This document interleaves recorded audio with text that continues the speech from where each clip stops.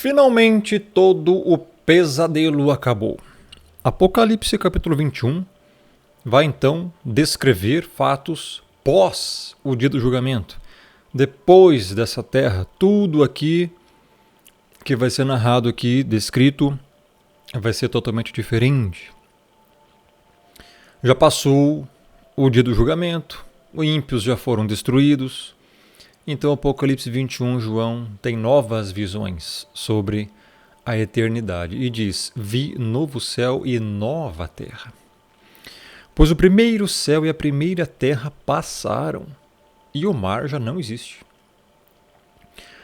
O céu como existe hoje, a terra como existe hoje, vai ser totalmente modificado, transformado. Vão passar aqui. O mar já não existe, não vai haver mar, oceanos. É interessante que nós temos referências a essas passagens aqui em Isaías 65, 17, né? Pois eis que eu crio novos céus e nova terra. E não haverá lembrança das coisas passadas, jamais haverá memória delas. E no versículo 22 diz: porque como os novos céus e a nova terra que hei de fazer estarão diante de mim. E também em 2 Carta de Pedro 3,13, nós, porém, segundo a sua promessa, esperamos novos céus e nova terra nos quais habita a justiça. Está aqui. Bases bíblicas para o Apocalipse. Então a gente encontra essa grande esperança, meu irmão. Sim, essa terra aqui, esse mundo aqui, vai ser completamente transformado. Vai demorar ainda para isso acontecer, mas vai acontecer. Verso 2. Vi também a cidade santa, a nova Jerusalém, que descia do céu da parte de Deus, ataviada como noiva adornada para seu esposo. Cidade santa, aqui cumpre-se aquilo que o Messias falou. Não vos deixarei órfãos, vou preparar-vos lugar. Esse preparar-vos lugar estava sendo preparada a nova Jerusalém. Ela vai descer do céu, ela está sendo feita no céu, vai descer do céu da parte do Criador, ataviada como noiva, ou seja, preparada, pura, adornada para seu esposo. É a cidade onde os salvos vão habitar na eternidade. Sim, vai haver isso. Verso 3. Então ouvi grande voz vinda do trono dizendo: eis o tabernáculo de Deus com os homens. Deus habitará com eles, eles serão povos de Deus e Deus mesmo estará com eles. Uma voz vinda do trono. Provavelmente o Messias vai falar isso, não sei. Uma voz vinda do trono. O trono do Criador. Existe o Criador, existe o Messias que está ali junto à destra e os 4 seres viventes. Então é a voz de um desses que disse: eis o tabernáculo do Criador com os homens. Está falando da nova Jerusalém, meu irmão, dessa cidade. Então o Criador vai habitar nessa cidade junto com os salvos. Esses salvos serão povos do Criador e o Criador estará com eles. Então finalmente aqui e só aqui que o Criador vai estar junto com os eleitos junto presencialmente ali com o Pai, na nova Jerusalém. Verso 4. E lhes enxugará dos olhos toda lágrima. E a morte já não existirá, porque a morte foi destruída no lago de fogo. No vídeo anterior que nós vimos aqui, no capítulo anterior, capítulo 20, a morte e o Hades foram lançados para dentro do lago. Hades é o original aqui, tá? A destruição da morte. Aqui, meu irmão, a morte não vai existir mais. Então é por isso que ele fala aqui no capítulo 21, verso 4, a morte já não existirá, não haverá mais morte, meu irmão. Já não haverá luto, nem pranto, nem dor, porque as primeiras coisas passaram. As primeiras coisas eram essas coisas aí da criação inicial. Desde Gênesis até Apocalipse 20. Agora Apocalipse 21 é outro nível. É a eternidade. Não vai haver choro nem lágrima. Por isso que aqui diz essa expressão.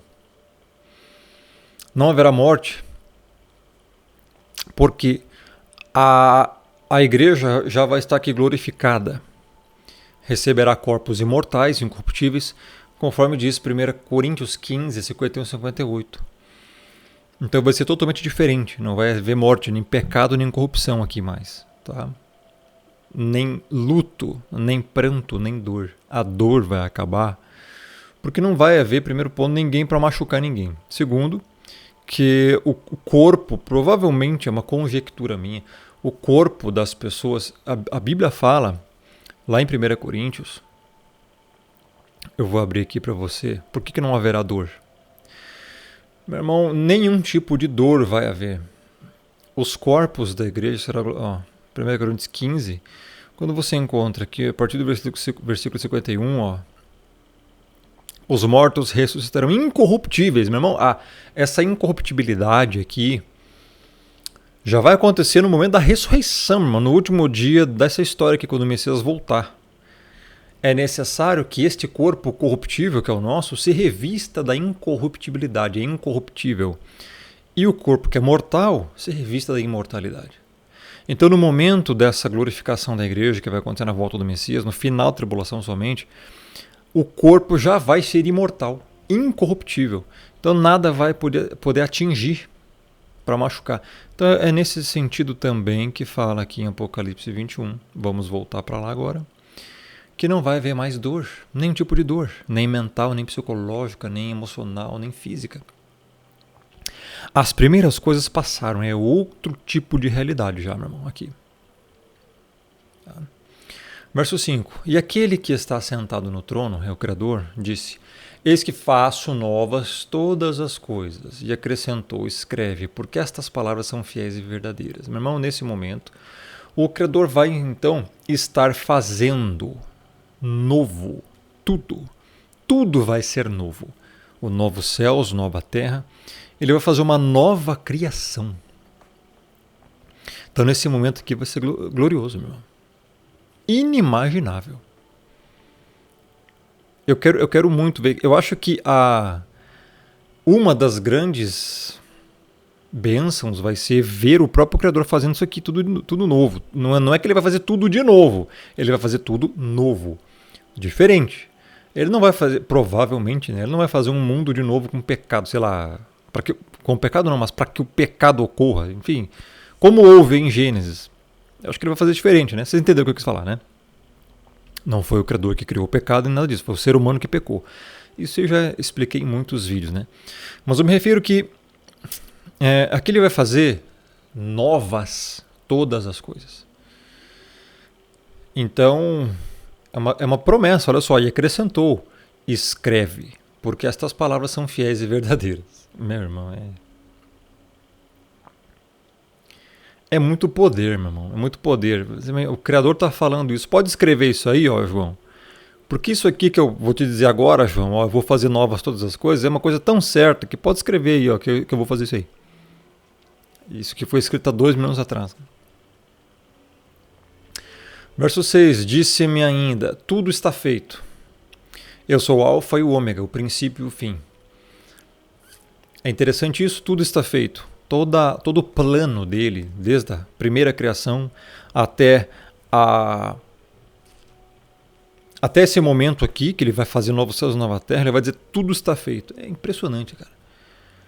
O poder dele de fazer as coisas e também destruir é inimaginável. Ele fala, eu sou o Alfa e o Ômega, o princípio e o fim, ou seja, quer dizer uma expressão aqui nesse contexto, que ele é a fonte de todo o poder, ele planeja as coisas e acontece, ele dá fim às coisas, também terminam. Alfa, primeira letra do alfabeto grego, ômega, última, princípio e o fim. Ou seja, não é que ele teve princípio, ele causa o princípio das coisas e também o fim de todas as coisas. Eu, a quem tem sede, darei de graça da fonte da água da vida. Meu irmão, esse versículo é um convite geral, é um chamado geral, é uma esperança geral. O Criador, a quem tem sede, essa sede não é uma água comum ou esse café aqui. Essa sede, essa água da vida, meu irmão, é algo totalmente espiritual. Essa sede aqui não é algo físico. Meu irmão, é uma coisa muito profunda, espiritualmente falando. A quem tem sede, darei de graça da fonte da água da vida. Então, sim, meu irmão, entenda. Olha como é que é o Evangelho, meu irmão. É de graça. O Evangelho é de graça. A pregação é de graça. A salvação é de graça, foi por graça. É pela graça que somos salvos. A palavra graça é do grego charis ou charis. E essa palavra charis significa favor imerecido. É lógico que alguém teve que morrer ali. É pela graça porque alguém pagou. E quem pagou? O Messias. E é aqui que entra o Evangelho. Ninguém poderia beber de graça da água da fonte da vida, da fonte da água da vida, se o Messias não tivesse morrido pela igreja. É de graça, darei de graça da fonte da água da vida. Por que o Criador está falando isso? Porque ele teve que enviar o filho dele para morrer, para que isso aqui fosse possível. Do contrário, não seria. Entramos aqui já na questão do capítulo anterior. O pecado e a punição por ele e a paga por ele. O Messias pagou pelo pecado da igreja. Todos os pecados da igreja, mas não pelos dos ímpios. Por isso que os ímpios serão condenados no lago de fogo. O conceder de graça a quem tem sede da fonte da água da vida só é possível porque alguém pagou o preço pelos pecados da igreja. Do contrário, não poderia. Por isso é pela graça. Darei de graça porque primeiro ele enviou o filho para morrer. Então hoje é de graça para a igreja porque alguém pagou essa dívida. Isso é evangelho, meu irmão. Alguém inocente pagar pelos pecados de quem cometeu esses pecados. Então, como você pode rejeitar um chamado desse, um convite desse? O Criador está falando agora. Eu, a quem tem sede, darei de graça da fonte da água da vida. É de graça, amigo. É de graça. E as pessoas rejeitam isso aqui. O Evangelho, a salvação, não pode ser comprado. Não pode ser vendido. Não pode ser adquirido por bens financeiros, por nada. A salvação, a fonte da água da vida, não pode ser comprada nem com todo o dinheiro do mundo. O mundo, inclusive, não é nada perto disso. É por isso que nada é capaz de pagar isso aqui. Por isso que é de graça. Só que é de graça por causa da benevolência, por causa da própria graça intrínseca do Criador, que é um outro atributo dele, gracioso. Ele é justo, ele é kadosh, santo, ele é misericordioso, gracioso, onipotente, onipresente, onisciente, outros atributos. Mas um dos atributos dele é gracioso, ele manifesta a sua graça a pecadores, favor imerecido. Isso aqui, quando ele fala a quem tem sede darei de graça da fonte da água da vida, ele comprova, assim, o seu rico amor para com pecadores que não merecem nada disso. Olha, a própria palavra graça significa favor imerecido. Se é um favor imerecido no original grego, significa que você não merece. Mas mesmo assim ele concede. Por quê? Pela graça. Porque ele é gracioso. Por isso é de graça. Compreendeu? Agora, o que as pessoas fazem com isso aqui? Cospem em cima disso.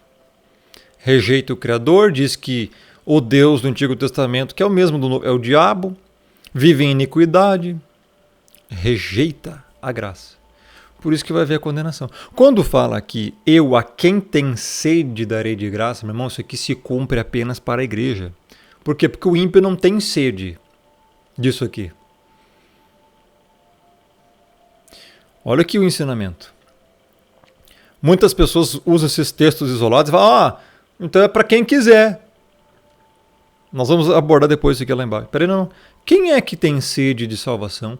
Quem é que tem sede do Pai? Quem é que tem sede da água da vida? Ímpio não tem sede disso. Ímpio tem sede de iniquidade. É totalmente o contrário. Então isso aqui não é para todos. Começa por aí. Verso 7. O vencedor herdará. Olha a corroboração com o que eu estou falando aqui. Graça e herança. Graça, favor merecido. Herdará. Você, para herdar alguma coisa, tem que fazer alguma coisa? Não. Por isso é herança. Mesma coisa aqui. Você não faz nada, amigo, para alcançar a salvação e para beber da fonte da água da vida. É herdado. O vencedor,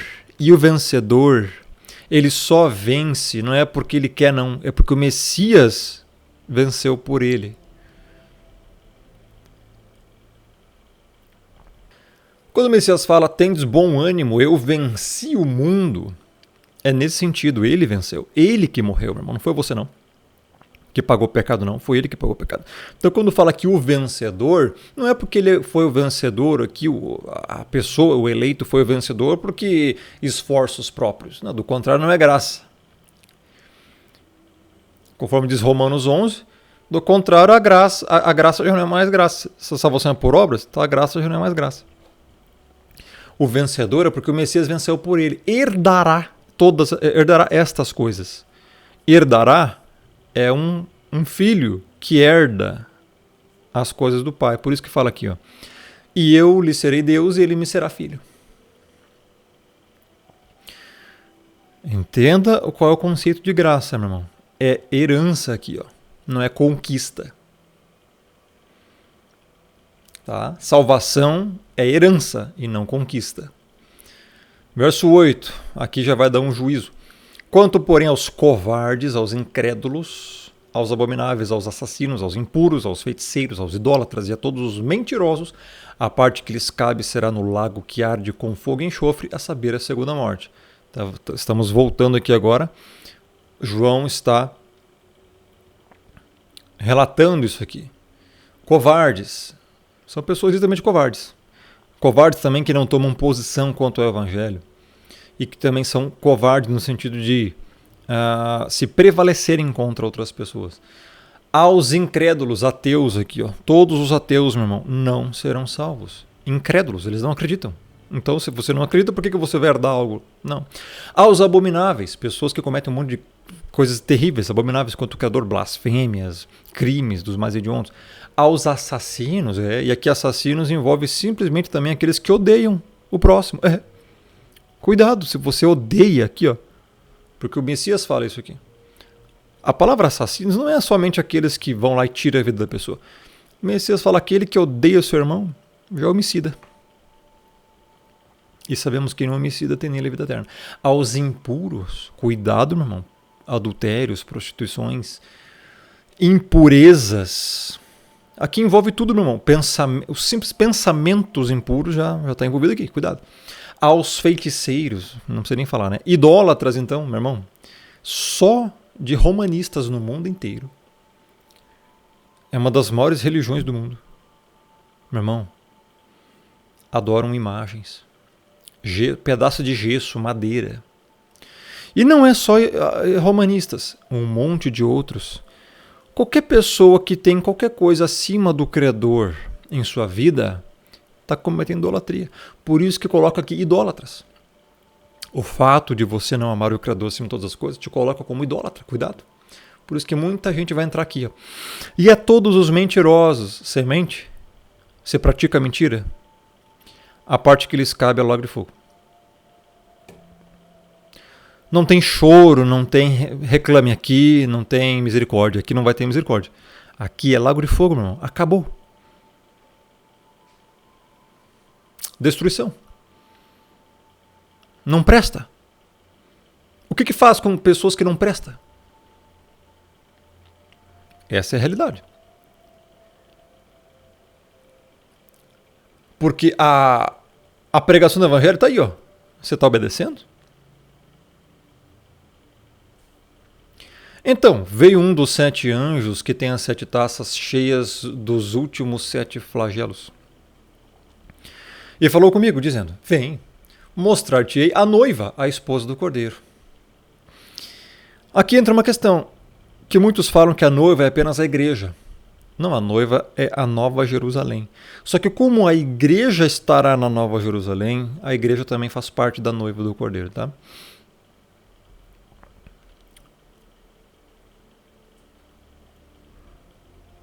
Então vamos lá. Agora vai descrever aqui como é que é a cidade. E me transportou em espírito até uma grande e elevada montanha, e me mostrou a santa cidade, Jerusalém, que descia do céu, da parte de Deus. Nesse momento a Nova Jerusalém vai estar descendo, então. A qual tem a glória do Pai, do Criador. O seu fulgor, vai ter fulgor nela, era semelhante a uma pedra preciosíssima, como pedra de jaspe cristalina. Ela vai ter brilho, vai ter glória, vai ser uma cidade muito, mas muito bonita, entendeu? Vai ter fulgor nela, vai ter muito brilho resplandecente, outras coisas.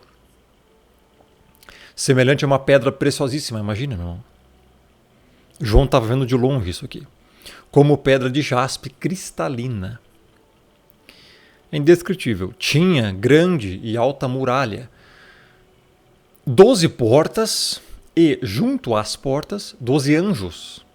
E sobre elas, nomes inscritos, que são os nomes das 12 tribos dos filhos de Israel. Olha como é importante essa questão das 12 tribos de Israel, meu irmão, porque foi ali que tudo começou.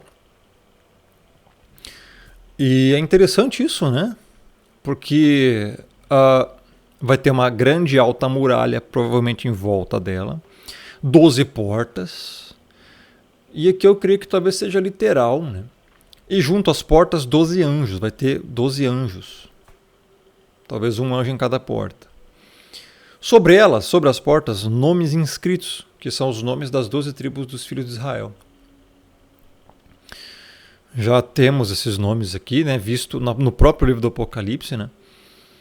E é interessante isso, que remete literalmente que essas tribos e o povo de Israel era o povo escolhido, confirmado aqui no Apocalipse. 13. 3 portas se achavam a leste, 3 a norte, 3 ao sul e 3 a oeste. Então, quadrado. 3 ao leste, 3 para cada lado, né? Ponto cardeal aí. Vai tendo essas direções. A muralha da cidade tinha 12 fundamentos, e estavam sobre estes os 12 nomes dos 12 apóstolos do Cordeiro. Aqui vai entrar a grande polêmica, né, entre Paulo e o outro apóstolo escolhido pelos outros 11, na época depois que Judas se matou. E fica aquela questão, qual é o 12º apóstolo? É ou não Paulo? Então, isso é uma coisa que eu nem vou debater aqui, não dá para perder tempo com isso, ninguém nunca vai saber, só vamos saber quando chegar lá. Então, quando chegar lá, tu vai saber. Tá? Fato é que o nome dos apóstolos vão estar lá. São muito importantes, foram escolhidos pelo Messias, né? E há quem diga aí que o apóstolo Paulo era falso, né? Enfim, cara, eu duvido muito disso. Tá? Fato é que a gente vai saber a verdade realmente quando chegar lá. Bom, verso 15. Aquele que falava comigo tinha por medida uma vara de ouro para medir a cidade, as suas portas e a sua muralha. Então aqui era para medir. Foi medido e então, 16. A cidade é quadrangular, de comprimento e largura iguais. Comprimento e largura iguais. Quadrangular. E mediu a cidade com vara até 12.000 estádios. O seu comprimento, largura e altura são iguais. Tu imagina, isso aqui é uma coisa...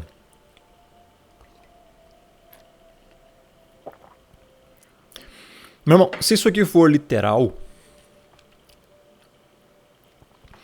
e talvez não seja, talvez essa questão que é quadrangular e o comprimento, altura e largura são iguais, simbolizaria que é perfeita.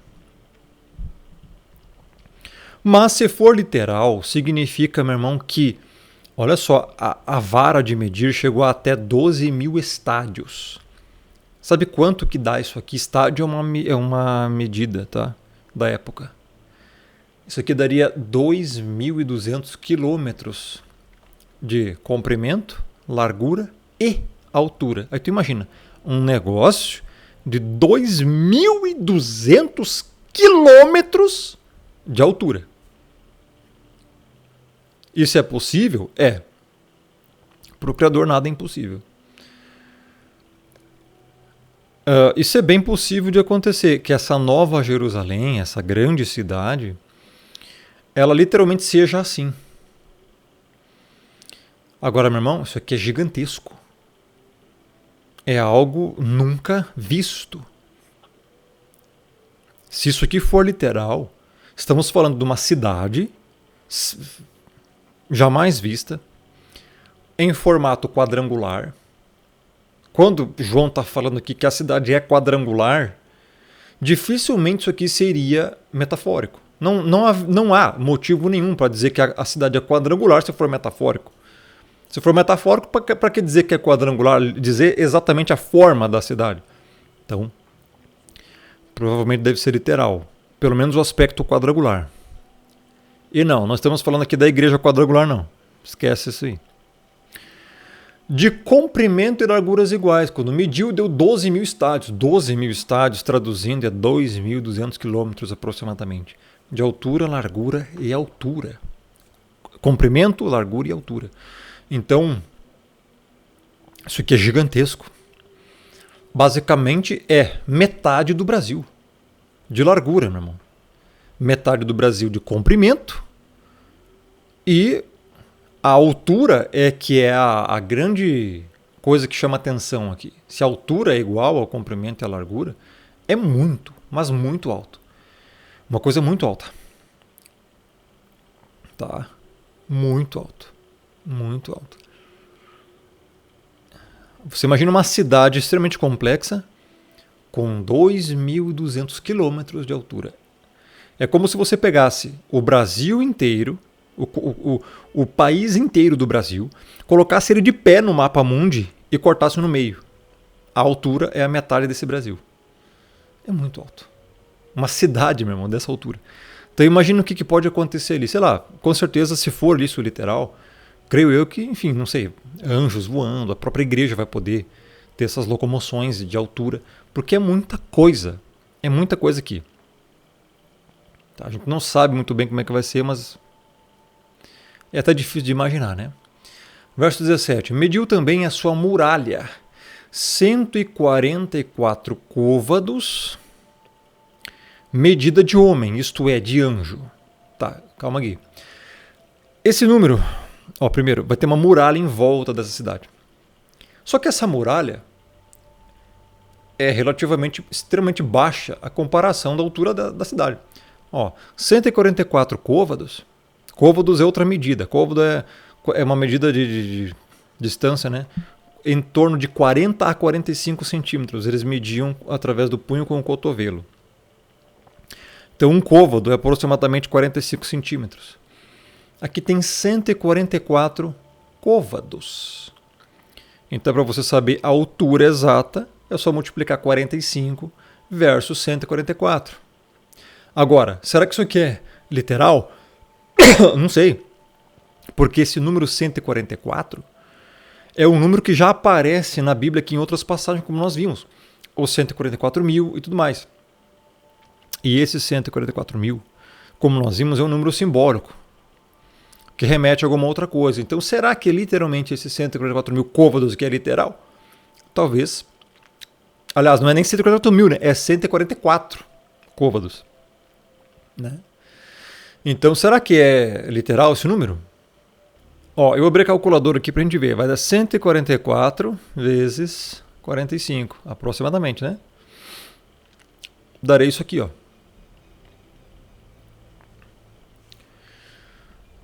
6.480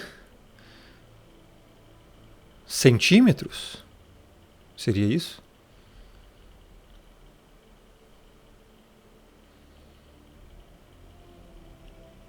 6.000 centímetros. Bom, pelo cálculo daria então aproximadamente 64 metros, né? Tá. 64 metros. Por isso que eu falei que para a altura da cidade, isso aqui é nada, se for literal.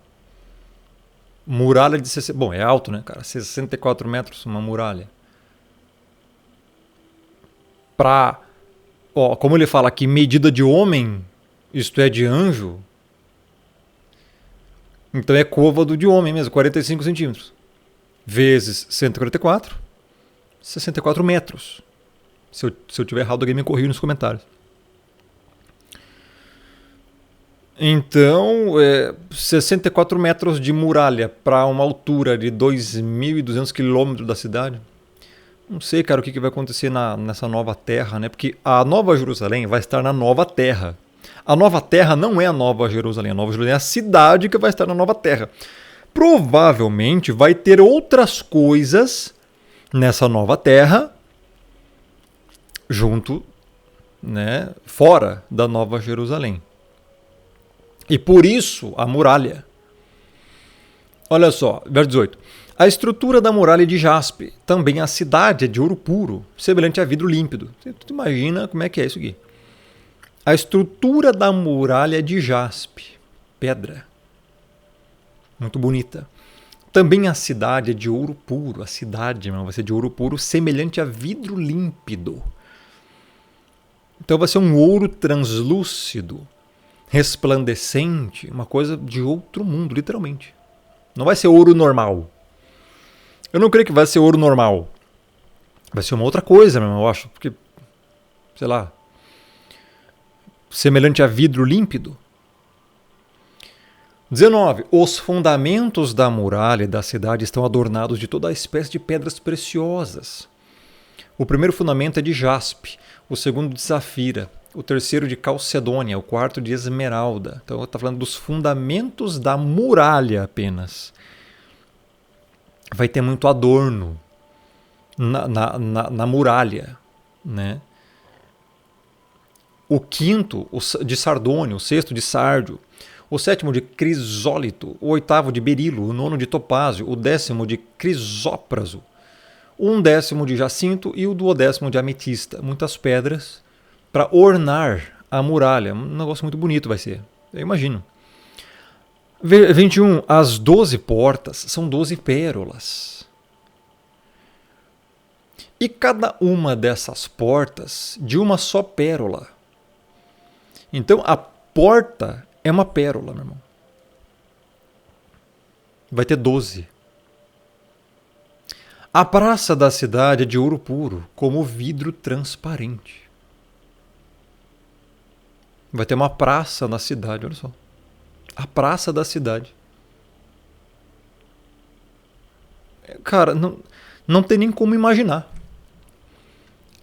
Isso aqui, meu irmão, é só o que está descrito. Existem coisas que não foram descritas aqui, que estão preparadas para a igreja, meu irmão. Que são impressionantes.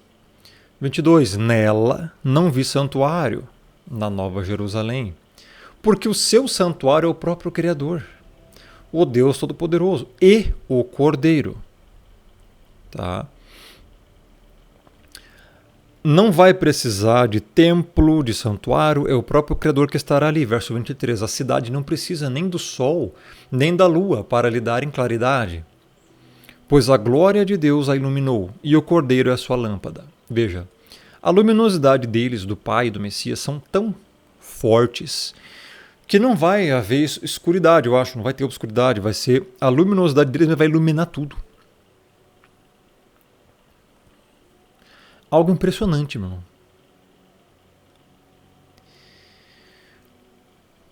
Não tem nem como descrever isso aqui. –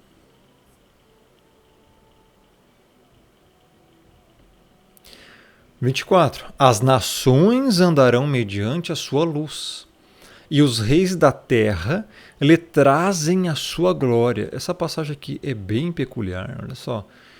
As nações andarão mediante a sua luz.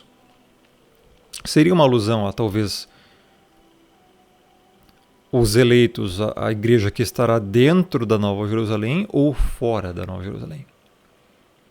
Pessoas que estarão fora da Nova Jerusalém.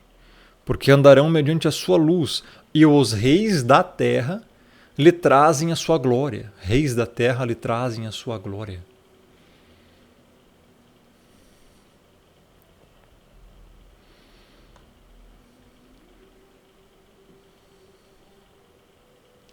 Um versículo bem de difícil interpretação, por mais incrível que pareça, porque não dá para saber de quem está falando aqui. Por causa que esse contexto, meu irmão, estamos falando de uma nova terra já criada, novos céus também, a nova Jerusalém na terra, uma cidade ali dentro, cheia de seres ali dentro, o Criador vai estar ali. E vai ter portas, e a terra ainda, a nova terra ainda ao redor dessa nova Jerusalém. As nações andarão mediante a sua luz. Quais nações? Será que vai ter novos povos fora da Nova Jerusalém?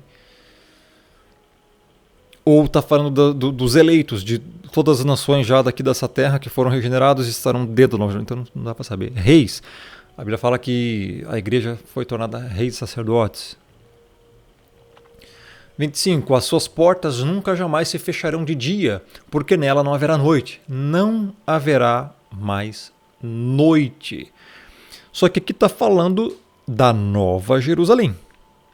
Será que vai haver noite ainda fora, na nova terra? Será que ainda vai haver um novo sol, novas coisas na nova terra? Não sei. A Bíblia não fala, mas fala de dentro dela. As suas portas nunca jamais se fecharão de dia. Será que se fecharão de noite? Não fala, né? Porque nela não haverá noite. Bom, nela não haverá noite, mas e fora? Porque dentro está o Criador da Nova Jerusalém. E o Cordeiro, eles serão luz lá dentro. Não vai haver escuro lá, não vai haver noite lá. É luz para sempre. Não sei se as pessoas vão, sei lá, cara, é muito difícil, né? Vamos saber só quando chegar lá, se as pessoas vão dormir ou não. Eu acho que não, sei lá. Nela não haverá noite. Olha que interessante, cara. Nossa, eu quero muito ver isso aqui. E lhe trarão a glória e a honra das nações. Que nações? Será que vai haver povos fora da Nova Jerusalém? Não sei, cara. E lhe trarão. As portas nunca jamais se fecharão de dia. Porque nela, na Nova Jerusalém, não haverá noite. E lhe trarão a glória e a honra das nações. Último versículo. Nela nunca jamais penetrará coisa alguma contaminada, nem o que pratica abominação e mentira, mas somente os inscritos no livro da vida do Cordeiro. Meu irmão aqui está dando uma especificação. Não te deu vontade de herdar essa nova Jerusalém? De morar ali? Tem uma especificidade aqui. Somente vai entrar nessa cidade os inscritos no livro da vida do Cordeiro. Mais ninguém dessa terra aqui. Como saber se você está inscrito no livro da vida do Cordeiro? Aí tem que entrar no Evangelho. As tuas obras, as tuas palavras, as tuas atitudes evidenciam que você foi salvo? Que você foi justificado? Evidenciam que a tua vontade foi mudada? Você pratica os mandamentos do Pai? Você conhece o Pai e o Messias? Você pratica os mandamentos que ele disse na Bíblia?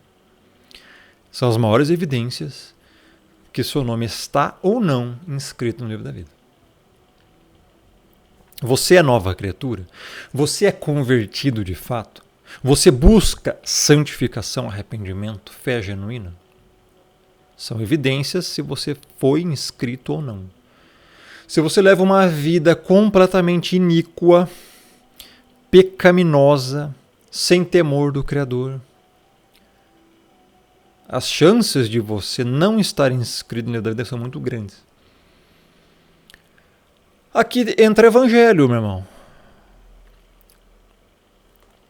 Porque nessa cidade não vai entrar nada que possa contaminar.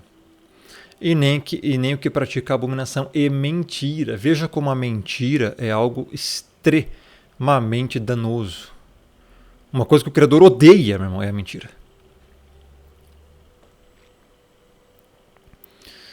Então, você tem que pegar a Bíblia, meu irmão, ler e ver se a tua vida condiz com a vida de um salvo que está ali na Bíblia.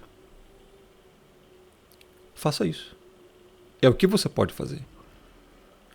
Arrepender-se dos seus pecados, crer no Messias, no Criador, de fato, confiar nele e ter uma mudança de vida manifestada em bons frutos e boas obras, sem hipocrisia, obedecendo os mandamentos. Isso é o básico do básico do básico. Tá? O próximo capítulo é o capítulo, então, 22, que na verdade é uma continuação apenas do 21. Ele vai continuar descrevendo o que está no novo céu e nova terra. E nós vamos ver no próximo vídeo. Deixa o like, deixa o joinha, isso ajuda muito no engajamento. Compartilhe esse vídeo, inscreva-se aqui no canal Rômulo Manasquim no YouTube também, que é o meu outro canal aqui. Você está vendo o canal pelo Firmeza da Verdade, esse vídeo. Mas eu tenho outros canais, se inscreva lá. Meu Telegram, Rômulo Manasquim. E o link para a playlist completa, primeiro comentário fixado no topo. Até a próxima, não perca, onde a gente vai explicar então outras coisas que estarão aqui também no capítulo 22. Bem importantes. Abraço, até a próxima, que Deus abençoe.